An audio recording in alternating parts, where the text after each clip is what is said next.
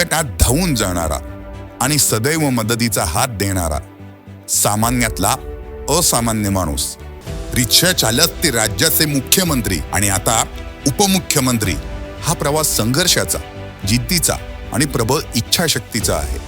सामान्य माणसाच्या डोळ्यातील अश्रू पुसणारे आणि त्यांच्या हक्कासाठी अहोरात्र धावणारे आमचे लोकनेते.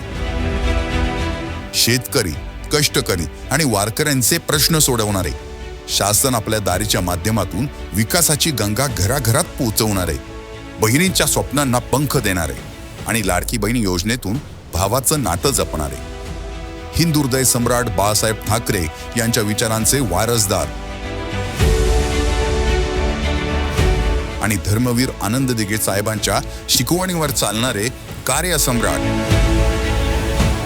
उपमुख्यमंत्री आदरणीय श्री एकनाथजी शिंदे साहेब आपणास उदंड आणि आरोग्यदायी आयुष्य लाभो हेच आई भवानी चरणी प्रार्थना.